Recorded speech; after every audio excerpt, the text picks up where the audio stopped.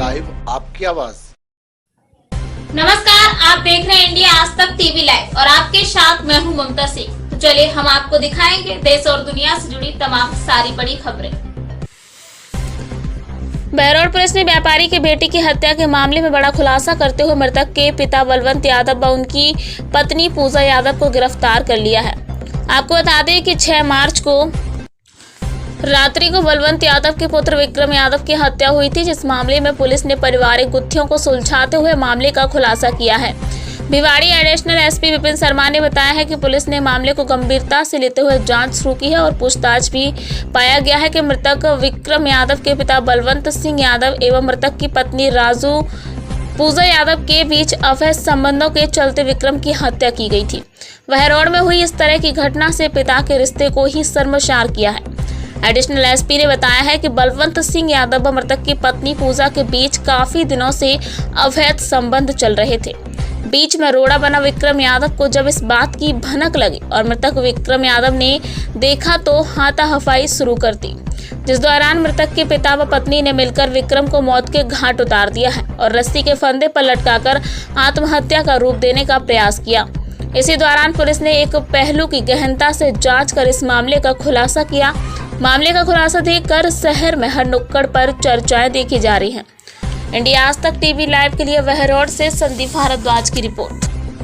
हुई थी जो ब्लाइंड मर्डर था, जिसके ऊपर हमारे पास रिपोर्ट ये मिली थी कि वो अज्ञात व्यक्ति द्वारा इसके सिर में चोट मार के इसकी मृत्यु कारित की गई है, जिसपे एसपी साहब आईजी साहब के निर्देशन में स्पेशल टीम गठित की गई, जिसमें जगराम जी मीणा साहब एडिशनल एसपी नीमराणा और अतुल जी साहू एडिशनल एसपी महिला सिकाऊ, सुनीलाल जी एसएचओ, आनंद राव जी डीवाईएसपी बहरौल और अन्य हमारे पुलिस अधिकारी, जिसमें सारे कांस्टेबल एएसआई ये भी शामिल थे।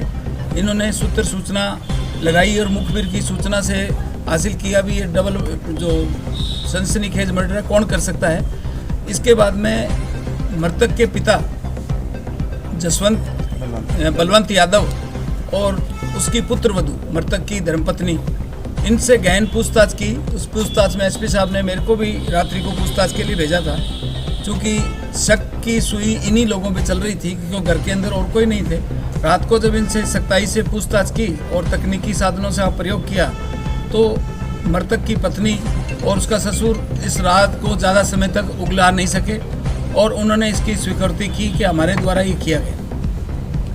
मृत्यु कारित करने का जो कुकृत्य किया गया वो अनैतिकता की हदें पार हो गई थी।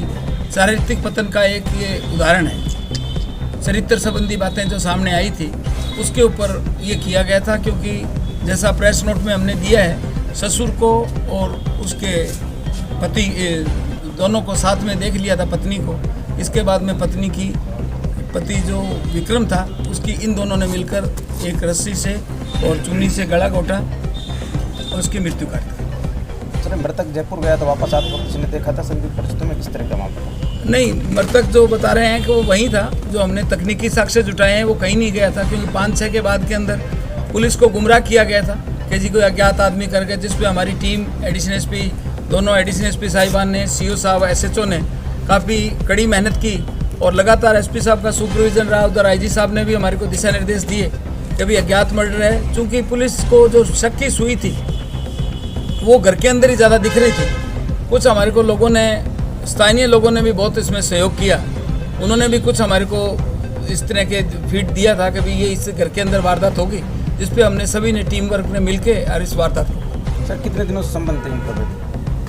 मृतक की जो धर्मपत्नी है वो करीब 1.5 साल पहले, ये बलवंत की धर्मपत्नी करीब 1.5 साल पहले कैंसर से पीड़ित थी, उसकी डेथ हो गई थी। उसके बाद से प्रथम पूछताछ में यही है, उसके बाद से लगातार इनके अपनी पुत्रवधू के साथ लगातार सवाल। सर हत्या कितने बजे की गई थी लगभग? ये सुबह का टाइम 3 या 4 बजे का टाइम रहा। लेकिन सर एफआईआर में लगभग सुबह 7 और 6-7 बजे बात करना बताया गया है। सर एफआईआर चूंकि पुलिस ने नहीं दी है और परिवादी ने अपने बचाव के लिए दी है, तो उसमें जो भी टाइम वो डाल सकता है, लेकिन पुलिस ने कड़ी से कड़ी जोड़ते हुए पूरे साक्ष्य जुटाए हैं और घटना का टाइम वगैरह सारा खुलासा किया। सर वारदात में 2 ही शामिल है और भी हो सकता है? अभी तक के अनुसंधान से सर जो पूछताछ आई है, जो बिंदु हमने तकनीकी साक्ष्य है और सामान्य जानकारी जुटाई है, उसमें 2 ही आए हैं। अन्य भी अगर कोई आएंगे पूछताछ के अंदर उनका रिमांड लेंगे, उसके बाद पूछताछ करेंगे, आएंगे तो निश्चित रूप से उनको भी गिरफ्तार। सर मृतक के सिर में चोट का निशान भी था, वो कैसे कारित हुआ सर?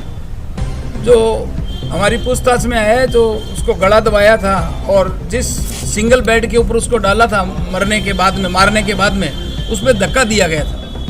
यानी धक्का हादसे का रूप दिया गया था। हादसे का रूप इसलिए दिया गया था, जो शुरुआत के घटनास्थल के ऊपर फोटोग्राफ्स जो आए हैं उसके अंदर एक चुन्नी बंधी हुई पंखे के लगी है, उस चुन्नी के टुकड़े से ये बांधना है, ये कई चीज़ें उसमें आई है तफ्तीश के अंदर। तो उसको रूप ऐसा दिया गया है भी आत्महत्या लगे, जबकि आत्महत्या नहीं की, शुद्ध रूप से हत्या थी।